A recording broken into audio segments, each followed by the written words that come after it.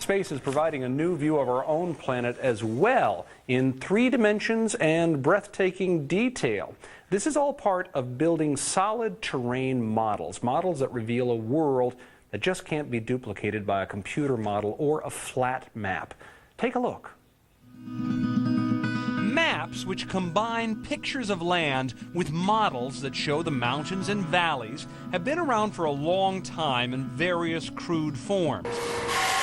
But now the process of making these maps is taking a quantum leap. Through satellite imagery and computer modeling, Lawrence Faulkner and Mark Fisher have created a new form of mapping called 3-dimensional terrain models. We work with 2 sets of data. One represents the surface of the topography, sort of a grid of data points, each grid point having an elevation, and the second set is the imagery. The finished product, models that are as beautiful as they are informative. This is Mount Everest, with every corner and crag readily apparent. The Grand Canyon, with its towering walls in sharp relief. And even Afghanistan. This is the first time that Afghanistan has been rendered in real 3D with real satellite imagery on a full 3D model.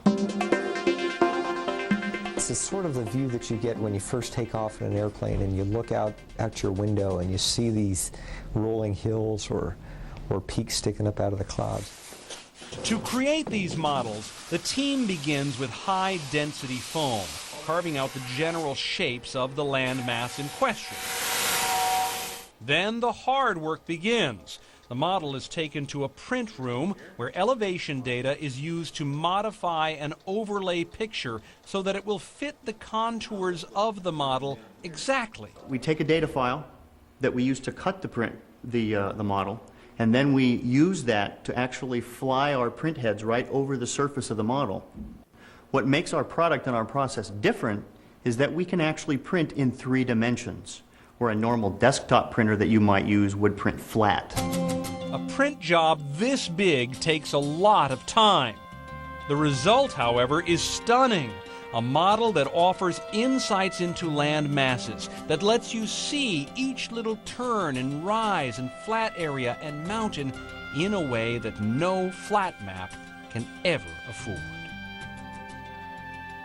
We're very lucky to have several of these solid terrain models right here at the National Geographic Society in Washington. If you're in town, please come by and see them. You'll enjoy it.